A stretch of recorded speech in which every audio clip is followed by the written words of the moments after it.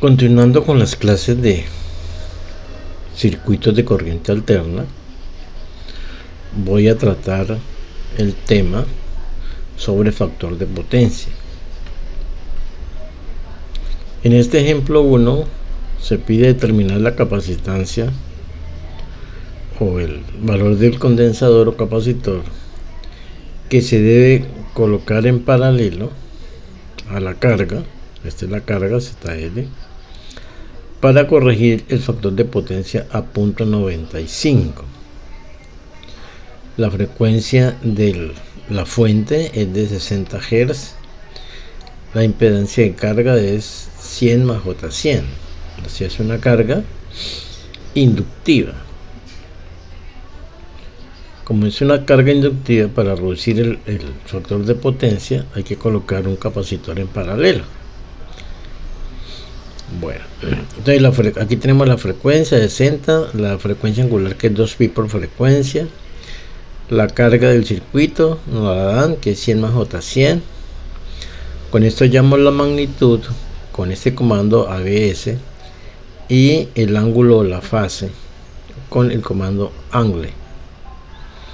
El factor de potencia sabemos que es coseno de ese ángulo de la fase. Entonces aquí están los datos, me da el factor de potencia de 0.7. 0.7 es un factor de potencia bajo, por eso me exigen subirlo a 0.95. Para ello se coloca un capacitor en paralelo. Entonces, la impedancia del capacitor ya sabemos que es menos JXC. La impedancia del circuito, pues es un circuito paralelo entre ZL y ZC. Sabemos que es el producto sobre la suma. Aquí está el producto sobre la suma.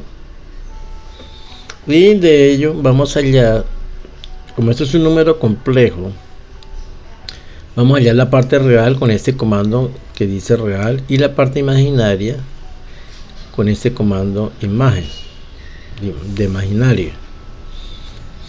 Bueno, nos piden corregir el factor de potencia 0.95, o sea que el phi de la instalación debe ser el factor de potencia siempre es coseno phi, entonces phi es arco coseno del 0.95 y la tangente de ese phi es la parte imaginaria sobre la parte real de la instalación, este que hallamos acá,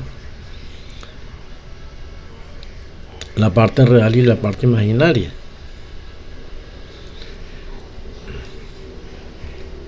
Y conocida esta ecuación, entonces con este comando vamos a calcular la reactancia capacitiva de esta ecuación.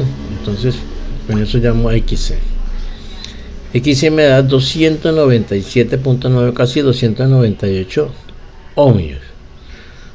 Pues conocida ya la reactancia capacitiva, pues es fácil hallar el capacitor, porque recordemos que la capacitancia capacitiva es 1 sobre omega C. Entonces planteamos la ecuación, despejamos C, o sea resolvemos la ecuación con solve y me da que el capacitor es 8.9 microfaradios. Entonces a esa carga que era inductiva le agregamos ese capacitor y subimos el factor de potencia a 0.75. Este segundo ejemplo, también sobre el factor de potencia, me dice que tenemos una carga de 4 kilovatios. La fuente es 110 voltios y el factor de potencia es 0.82. Nuevamente, determinar el valor del capacitor que se debe colocar para llevar el factor de potencia a 0.9. La frecuencia sigue siendo 60 ciclos. Bueno, muy parecido al anterior. Me dan el voltaje, la frecuencia, con eso calculo la frecuencia angular con 2πf. La potencia de la carga es 4 kilovatios, o sea 4000 vatios. El factor de potencia que me dan es 0.82. Con eso hallamos phi, que es el arco coseno del factor de potencia. Recordemos que el factor de potencia siempre es el coseno del ángulo de fase. Bueno, la potencia en la carga PL es voltaje por corriente por el factor de potencia. Entonces, conocido el voltaje, el factor de potencia y la potencia, pues despejando podemos hallar la corriente. Eso lo hacemos con Solve. Me da que la corriente es 44.34 amperios. La magnitud de la carga es voltaje sobre corriente. Eso me da aquí 2.48 de la impedancia, ohmios, obviamente. Entonces nosotros sabemos, para convertir la carga en un número complejo, es la magnitud por el coseno del ángulo más J, la magnitud por el seno del ángulo. Recuerden que la parte real es con coseno y la parte imaginaria es con seno. Eso da la carga. Es un número complejo. E igualmente, como el ejercicio anterior, Z de capacitiva es menos JXC. Hallamos el paralelo, porque son dos impedancias en paralelo. Y repetimos el procedimiento anterior, porque la potencia es V por I por el factor de potencia. Hallamos la corriente. Esta es la carga. Y ahora, con el procedimiento que vimos en el ejercicio número 1, nos dio que la capacitancia ahora, o el capacitor, es de 187, fíjate, aquí son 6 cifras decimales, 187 microfaradios. Bueno, miremos el ejemplo 3. Este ejemplo dice: una instalación tiene dos cargas en paralelo, una calefacción de 50 kilovatios. Cuando se habla de calefacción es un circuito resistivo, es una resistencia, y otra de motores de 100 kVA, o sea, kilovoltio amperio, con un factor de potencia de 0.86, o sea, el motor tiene un factor de potencia de 0.86. Esta, como es resistiva, el factor de potencia ahí pues es 1, porque el ángulo es 0, coseno de 0 es 1. La fuente es de 10 kilovoltios, fuente de alimentación. Nos piden hallar la corriente de distribución y el nuevo factor de potencia. Bueno, entonces vamos a hacer las potencias. Aquí trabajamos en kilovatios. La potencia es 100, potencia resistiva es 50 kilovatios.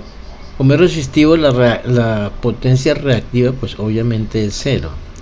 La carga en los motores me dice que es de 100 kVA, pongámosle 100. Factor de potencia me la da que es 0.86. Con esto hallamos el ángulo de fase.